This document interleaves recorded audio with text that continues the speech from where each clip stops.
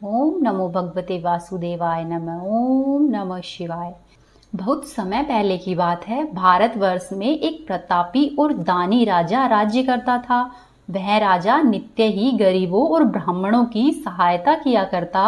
यह बात उसकी रानी को अच्छी नहीं लगती थी। वह न ही गरीबों को दान देती और न ही भगवान आदि का पूजन किया करती और राजा को भी दान देने से मना किया करती थी। एक दिन राजा शिकार खेलने के लिए वन में गए हुए थे और रानी महल में अकेली थी। उसी समय पर बृहस्पति देव साधु के वेश में राजा के महल में भिक्षा मांगने के लिए गए और वहां पर जाकर उन्होंने भिक्षा मांगी।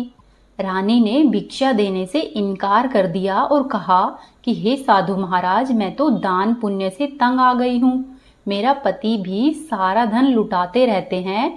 मेरी ये इच्छा है कि हमारा धन नष्ट हो जाए, फिर न रहेगा बांस और न ही बजेगी बांसुरी। उसकी ऐसी बात सुनकर साधु ने कहा कि हे देवी, तुम तो बड़ी विचित्र हो। धन संतान ये तो सभी चाहते हैं।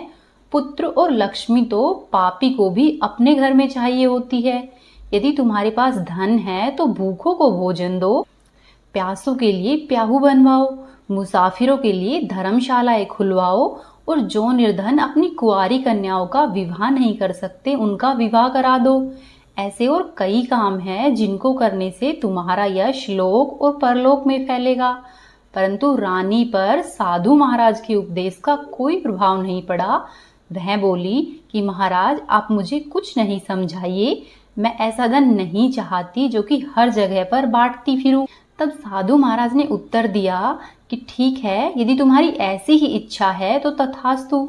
तुम ऐसा करना कि बृहस्पतिवार को घर लीपकर पीली मिट्टी से अपना सिर धोकर स्नान करना, भट्टी चढ़ाकर कपड़े धोना। ऐसा करने से तुम्हारा सारा धन शीघ्र ही नष्ट हो जाएगा। इतना कहकर वह साधु महाराज वहां से अंतर्धान हो गए। साधु के कहे अनुसार ही रानी ने अगले 3 बृहस्पतिवारों तक वैसा ही किया। 3 बृहस्पतिवार बीते ही थे कि धीरे धीरे उसकी समस्त धन और संपत्ति का विनाश हो गया। भोजन के लिए भी राजा का परिवार तरसने लगा। तब एक दिन राजा ने रानी से कहा कि हे रानी, तुम यहीं पर रहो। मैं ऐसा करता हूँ, मैं दूसरे देश को जाता हूँ, क्योंकि यहाँ पर तो सभी लोग मुझे जानते हैं। इसीलिए यहाँ पर मैं कोई छोटा कार्य नहीं कर सकता। ऐसा कहकर राजा परदेश चला गया। वहां पर वह राजा जंगल से लकड़ी काट कर लाता और शहर में बेचता। इस तरह से वह अपना जीवन व्यतीत करने लगा। इधर राजा के परदेश जाते ही रानी और दासी दोनों दुखी रहने लगे। एक बार जब रानी और दासी को 7 दिन तक बिना भोजन के रहना पड़ा तो रानी ने अपनी दासी से कहा कि हे दासी, पास ही के नगर में मेरी बहन रहती है। वह बड़ी धनवान है। तू ऐसा कर, उसके पास जा और वहां से हमारे लिए कुछ खाने को लेकर आ जा, ताकि कुछ थोड़ा बहुत गुजारा हो जाए। दासी ऐसा सुनकर रानी की बहन के पास चली गई। जिस दिन दासी रानी की बहन के पास गई वह दिन गुरुवार का दिन था और रानी की बहन उस समय बृहस्पतिवार व्रत की कथा सुन रही थी। दासी ने रानी की बहन को अपनी रानी का संदेश दिया, लेकिन रानी की बड़ी बहन ने कोई उत्तर नहीं दिया। जब दासी को रानी की बहन से कोई उत्तर नहीं मिला तो वह अत्यधिक दुखी हुई और उसे क्रोध भी आया। दासी ने वापस आकर वहां पर जो कुछ भी घटना घटी सारी बात रानी को कह सुनाई। यह सुनकर रानी ने अपने भाग्य को कोसा। उधर दूसरी तरफ रानी की बहन ने सोचा कि मेरी बहन की दासी आई थी, परंतु मैं उससे नहीं बोली। ऐसा सोचकर वह बहुत दुखी हो गई। कथा सुनकर और पूजन समाप्त करके वह अपनी बहन के घर आई और कहने लगी कि हे बहन, मैं बृहस्पतिवार का व्रत कर रही थी। तुम्हारी दासी मेरे घर आई थी, परंतु तब तक कथा होती है तब तक न तो उठते हैं और न ही बोलते हैं। इसीलिए मैं तुम्हारी दासी से नहीं बोली। अब तुम कहो, दासी क्यों गई थी? तब रानी बोली कि बहन, तुमसे क्या छिपाऊं, हमारे घर में खाने तक को अनाज नहीं था। ऐसा कहते कहते रानी की आंखें भर आई। उसने दासी समेत पिछले 7 दिनों से भूखा रहने तक की बात अपनी बहन को कह सुनाई। तब रानी की बहन बोली कि देखो बहन, भगवान बृहस्पति देव सबकी मनोकामना को पूर्ण करते हैं। देखो, शायद तुम्हारे घर में कहीं पर अनाज रखा हुआ हो। पहले तो रानी को विश्वास नहीं हुआ, पर बहन के आग्रह करने पर उसने अपनी दासी को अंदर भेजा तो सचमुच में ही अनाज से भरा हुआ एक घड़ा मिल गया। यह देखकर दासी को बड़ी हैरानी हुई। दासी रानी से कहने लगी कि हे रानी, जब हमको भोजन नहीं मिलता था तो हम व्रत ही तो करते थे, इसीलिए क्यों न इनसे व्रत और उसकी कथा व उसकी विधि भी पूछ ली जाए, ताकि हम भी इस व्रत को रख सकें। तब रानी ने अपनी बहन से बृहस्पतिवार व्रत के बारे में पूछा। उसकी बहन ने बताया, बृहस्पतिवार के व्रत में चने की दाल मुनक्खा से विष्णु भगवान का केले की जड़ में पूजन करे तथा दीपक जलाए, व्रत कथा सुने और पीले रंग का भोजन ही करे। इससे बृहस्पति देव प्रसन्न होते हैं। व्रत और पूजन की विधि बताकर रानी की बहन अपने घर पर लौट आई। 7 दिन के बाद जब गुरुवार आया तो रानी और दासी ने व्रत रखा। गुड़साल में जाकर चना और गुड़ लेकर आई, फिर उससे केले की जड़ तथा विष्णु भगवान का पूजन किया। अब पीला भोजन कहाँ से आए, इस बात को लेकर दोनों बहुत दुखी थी। चूंकि उन्होंने व्रत रखा था, इसीलिए बृहस्पति देव उनसे प्रसन्न थे। इसीलिए बृहस्पति देव एक साधारण व्यक्ति का रूप धारण करके 2 थालों में सुंदर पीला भोजन दासी को दे गए। भोजन पाकर दासी प्रसन्न हुई और फिर रानी के साथ मिलकर भोजन ग्रहण किया। उसके बाद वे सभी गुरुवार को व्रत और पूजन करने लगी। बृहस्पति भगवान की कृपा से उनके पास फिर से धन और संपत्ति आ गई, परंतु रानी फिर से पहले की तरह ही आलस्य करने लगी। तब दासी बोली कि देखो रानी, तुम पहले भी इसी प्रकार आलस्य करती थी, तुम्हें धन रखने में कष्ट होता था, इसी कारण से सभी धन नष्ट हो गया था, और अब जब भगवान बृहस्पति की कृपा से धन मिला है तो तुम फिर से आलस्य कर रही हो। रानी को समझाते हुए दासी कहती है कि बड़ी मुसीबतों के बाद हमने यह धन पाया है, इसीलिए हमें दान और पुण्य करना चाहिए, भूखे मनुष्यों को भोजन कराना चाहिए और धन को शुभ कार्यों में खर्च करना चाहिए, जिससे कि तुम्हारे कुल का यश बढ़ेगा, स्वर्ग की प्राप्ति होगी और पितृ प्रसन्न होंगे। दासी की बात मानकर रानी ने अपना धन शुभ कार्यों में खर्च किया, जिससे कि पूरे ही नगर में उसका यश फैलने लगा। वहीं दूसरी तरफ एक दिन राजा अत्यधिक दुखी होकर जंगल में एक पेड़ के नीचे आसन जमा कर बैठ गया। वह अपनी दशा को याद करके व्याकुल होने लगा। उस दिन बृहस्पतिवार का दिन था। एकाएक उसने देखा कि निर्जन वन में एक साधु प्रकट हुए। वह साधु वेश में स्वयं बृहस्पति देव थे। वे उस लक्कड़हारे बने हुए राजा के सामने आए और बोले कि हे लक्कड़हारे, इस सुनसान जंगल में तू चिंता में मग्न क्यों बैठा हुआ है? तब लक्कड़हारे ने दोनों हाथ जोड़कर प्रणाम किया और उत्तर दिया कि महात्मा जी, आप सब कुछ जानते हैं, मैं अब क्या कहूँ। यह कहकर वह रोने लगा और साधु को अपनी पूरी कथा कह सुनाई। तब महात्मा जी ने कहा कि तुम्हारी स्त्री ने बृहस्पतिवार के दिन बृहस्पति भगवान का निरादर किया है, जिसके कारण रुष्ट होकर उन्होंने तुम्हारी यह दशा कर दी है। अब तुम चिंता को दूर करके मेरे कहने पर चलो तो तुम्हारे सब प्रकार के कष्ट दूर हो जाएंगे और भगवान पहले से भी अधिक तुम्हें संपत्ति प्रदान करेंगे। तुम बृहस्पतिवार के दिन कथा किया करो, 2 पैसों के चने मुनक्खा लाकर उनका प्रसाद बनाओ और शुद्ध जल से लोटे में शक्कर मिलाकर अमृत तैयार करो। कथा के पश्चात अपने सारे परिवार और सुनने वाले प्रेमियों में अमृत व प्रसाद बांटकर स्वयं भी ग्रहण करना। ऐसा करने से भगवान तुम्हारी सभी प्रकार की मनोकामना पूरी करेंगे। साधु के ऐसे वचन सुनकर वह लक्कड़हारा बोला कि हे प्रभु, मुझे लकड़ी बेचकर इतना पैसा नहीं मिलता जिससे कि भोजन के बाद कुछ बचा सकूं। मैंने रात्रि में अपनी स्त्री को व्याकुल देखा है, मेरे पास कुछ भी नहीं है जिससे कि मैं उसकी खबर मंगा सकूं। तब साधु ने कहा कि हे लक्कड़हारे, तुम किसी बात की चिंता मत करो। बृहस्पतिवार के दिन तुम रोजाना की तरह ही लकड़ियां लेकर शहर को जाओ। तुमको रोज से दुगना धन प्राप्त होगा, जिससे कि तुम भली भांति भोजन कर लोगे तथा बृहस्पति देव की पूजा का सामान भी आ जाएगा। इतना कहकर साधु महाराज अंतर्धान हो गए। धीरे धीरे समय व्यतीत होने लगा और फिर अगले बृहस्पतिवार का दिन आया।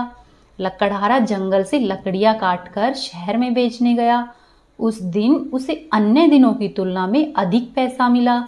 लकड़हारे ने चना, गुड़ इत्यादि लाकर गुरुवार का व्रत किया। उस दिन से उसके सभी प्रकार के दुख दूर हुए। परंतु जब दोबारा गुरुवार का दिन आया तो वह बृहस्पतिवार का व्रत करना भूल गया। इसी कारण बृहस्पति भगवान उससे नाराज हो गए। उस दिन उस नगर के राजा ने विशाल यज्ञ का आयोजन किया तथा शहर में यह घोषणा करवा दी कि कोई भी मनुष्य अपने घर में भोजन नहीं बनावे, न ही आग जलावे। समस्त जनता मेरे यहाँ पर भोजन करने के लिए आवे। इस आज्ञा को जो भी नहीं मानेगा उसे फांसी की सजा दी जाएगी। इस तरह की घोषणा उस नगर के राजा ने संपूर्ण ही नगर में करवा दी। राजा की आज्ञा के अनुसार शहर के सभी लोग भोजन करने के लिए गए, लेकिन लकड़हारा कुछ देर से पहुंचा, इसलिए राजा उसको अपने साथ अपने महल में लिवा लाए और वहां पर ले जाकर भोजन करवा रहे थे तो रानी की दृष्टि उस खूंटी पर पड़ी जहां पर रानी का हार लटका हुआ था। वह हार उसे वहां पर दिखाई नहीं दिया। तब रानी ने सोचा कि मेरा हार अवश्य ही इस मनुष्य ने चुरा लिया है। उसी समय उसने सिपाहियों को बुलवाया और लकड़हारे को कारागृह में डलवा दिया। अब वह लकड़हारा कारागृह में रहने लगा और बहुत ही दुखी होकर विचार करने लगा कि न जाने मेरे कौन से पूर्व जन्म का कर्म है जिससे कि मुझे यह दुख मिला है। और उसी साधु को याद करने लगा जो कि जंगल में मिला था। उसी समय तत्काल ही बृहस्पति देव साधु के रूप में प्रकट हुए और उसकी दशा को देखकर कहने लगे कि अरे मूर्ख, तूने बृहस्पति देव की कथा नहीं की, इस कारण तुझे यह दुख प्राप्त हुआ है। अब ऐसा कर, तू चिंता मत कर, बृहस्पतिवार के दिन कारागृह के दरवाजे पर 4 पैसे पड़े मिलेंगे। उनसे तू बृहस्पति देव की पूजा करना, तेरे सभी प्रकार के कष्ट दूर हो जाएंगे। फिर अगले बृहस्पतिवार का दिन आया तो उसको साधु के कहे अनुसार ही कारागृह के दरवाजे पर 4 पैसे मिले। लकड़हारे ने उन 4 पैसों से सामान मंगवाया, पूजा की और व्रत कथा कही। उसी रात्रि को बृहस्पति देव ने उस नगर के राजा को स्वप्न में कहा कि हे राजा, तुमने जिस आदमी को कारागृह में बंद किया है वह निर्दोष है, वह राजा है, उसे छोड़ देना। रानी का हार उसी खूंटी पर लटका है। अगर तू ऐसा नहीं करेगा तो मैं तेरे धन, पुत्र और राज्य इत्यादि सभी नष्ट कर दूंगा। इस तरह से रात्रि के स्वप्न को देखकर राजा प्रातःकाल उठा और खूंटी पर हार देखकर लकड़हारे को बुलाकर क्षमा मांगी तथा लकड़हारे को योग्य सुंदर वस्त्र आभूषण देकर विदा किया। बृहस्पति देव की आज्ञा के अनुसार लकड़हारा अपने नगर की ओर चल दिया। राजा जब अपने नगर के निकट पहुंचा तो उसे बड़ा आश्चर्य हुआ। नगर में पहले से अधिक बाग, तालाब, कुएं तथा बहुत सी धर्मशालाएं, मंदिर आदि बनवाए गए थे। राजा ने पूछा कि यह किसका बाग और धर्मशाला है। तब नगर के सब लोग कहने लगे कि यह सब रानी और बांदी की है। तो राजा को आश्चर्य हुआ और गुस्सा भी आया। जब रानी ने यह खबर सुनी कि राजा आ रहे हैं तो उन्होंने बांदी से कहा कि हे दासी, देख राजा हमको कितनी बुरी हालत में छोड़ कर गए थे। हमारी ऐसी हालत देखकर कहीं वह वापस ही नहीं लौट जाए, इसीलिए तू दरवाजे पर जाकर खड़ी हो जा। आज्ञा के अनुसार दासी दरवाजे पर खड़ी हो गई। राजा आए तो उन्हें अपने साथ लिवा कर ले आई। तब राजा ने क्रोध करके अपनी रानी से पूछा कि तुम्हें यह सब धन किस प्रकार से प्राप्त हुआ है।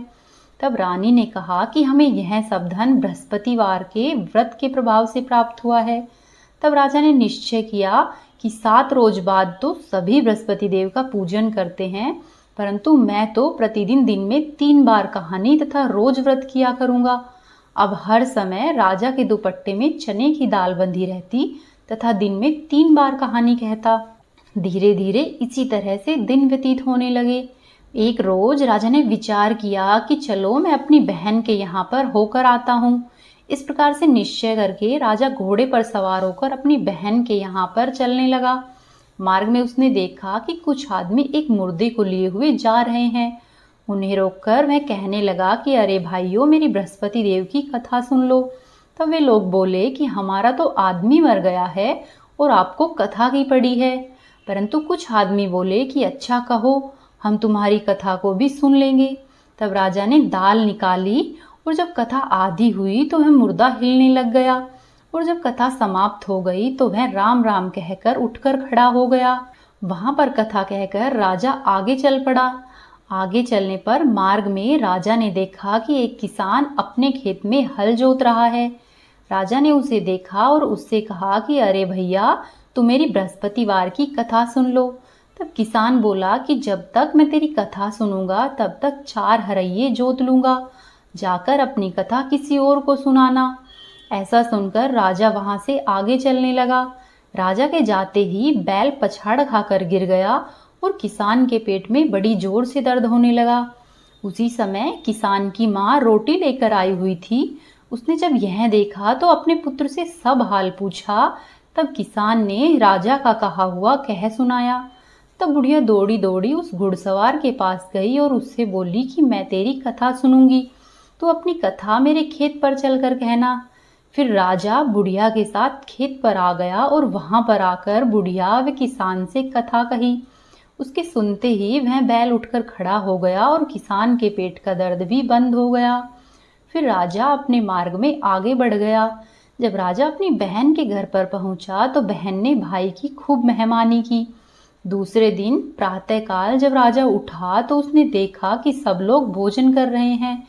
राजा ने अपनी बहन से कहा कि हे बहन, ऐसा कोई मनुष्य है जिसने भोजन नहीं किया हो, जो मेरी बृहस्पतिवार की कथा सुन ले।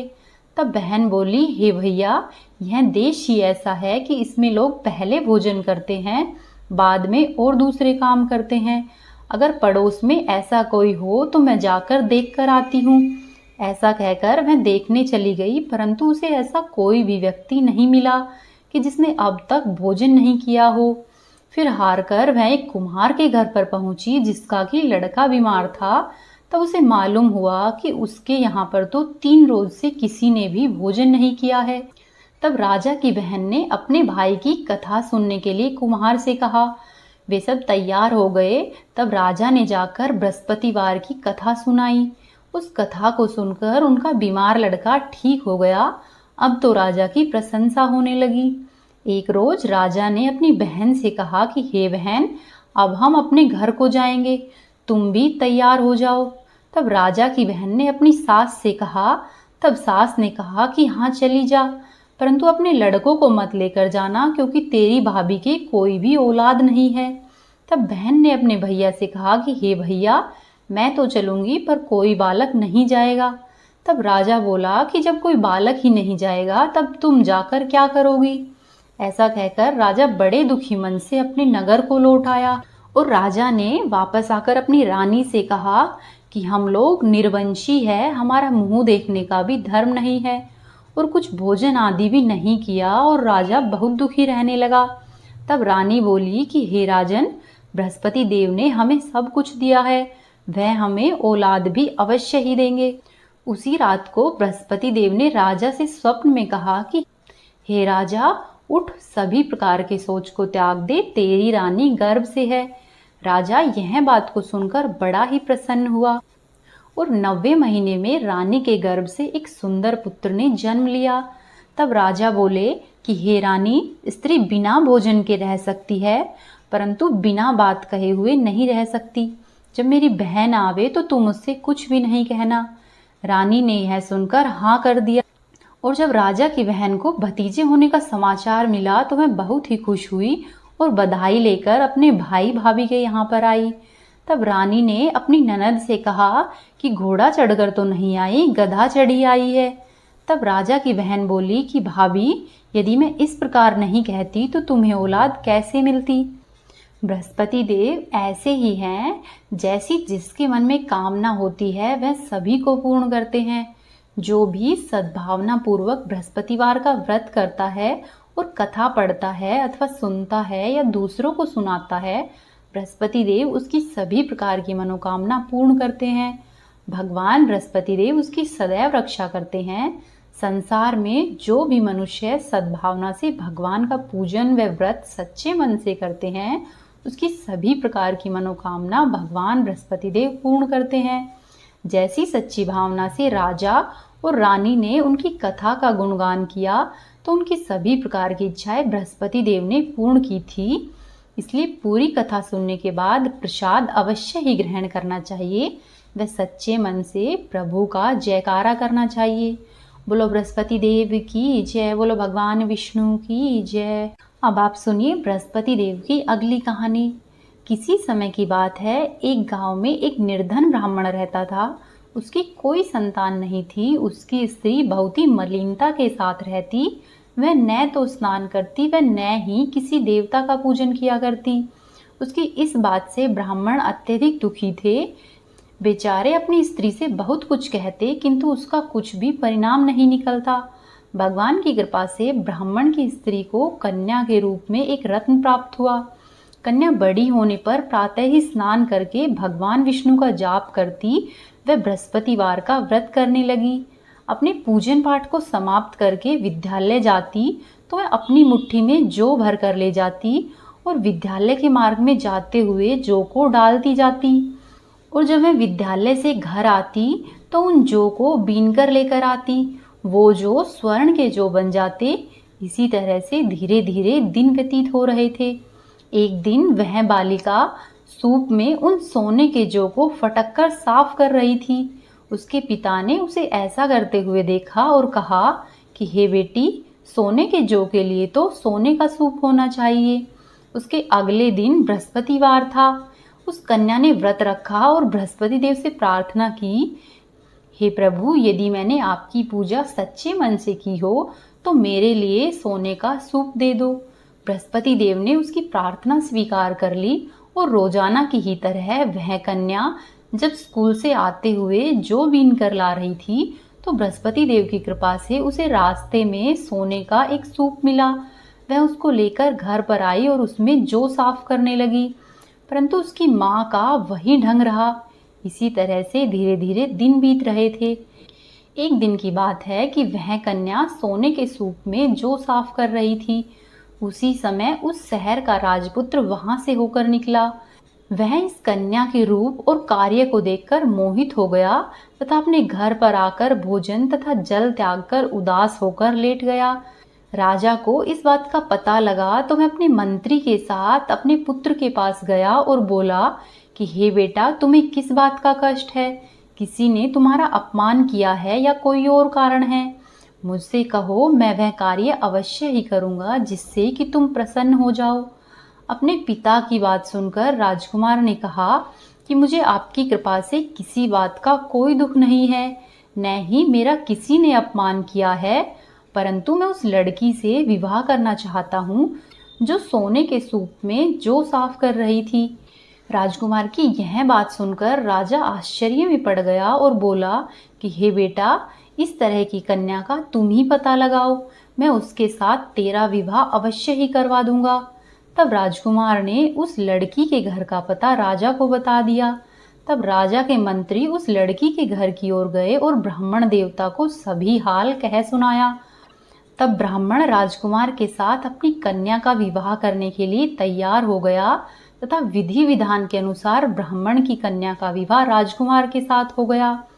कन्या के घर से जाते ही पहले की ही तरह उस ब्राह्मण देवता के घर में गरीबी का निवास हो गया। अब भोजन के लिए भी अन्न बड़ी मुश्किल से मिलता था। एक दिन दुखी होकर ब्राह्मण देवता अपनी पुत्री के पास गए। बेटी ने पिता की दुखी अवस्था को देखा और अपनी माँ का हाल पूछा। तब ब्राह्मण ने सभी हाल कह सुनाया।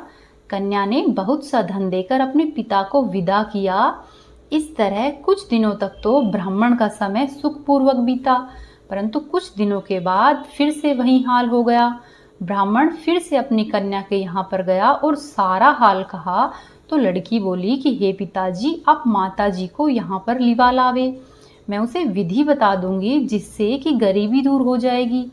वह ब्राह्मण देवता अगली बार अपनी स्त्री के साथ वहां पर पहुंचे तो कन्या अपनी माता को समझाने लगी कि हे माँ, तुम प्रातःकाल प्रथम स्नान आदि करके विष्णु भगवान का पूजन करो तो सभी प्रकार की दरिद्रता दूर होगी। परंतु उसकी माँ ने एक भी बात नहीं मानी और प्रातःकाल उठकर अपनी पुत्री के बच्चों की जूठन को खा लिया। इससे उसकी पुत्री को बहुत ही क्रोध आया और उसने एक रात कोठरी में सभी सामान को निकालकर अपनी माँ को बंद किया।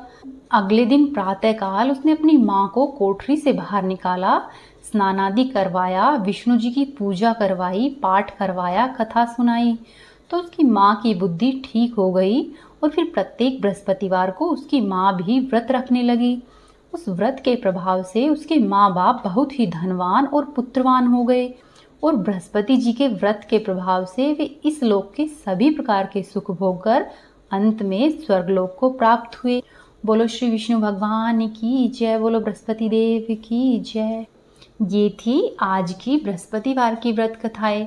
उम्मीद है आपको पसंद आई होगी।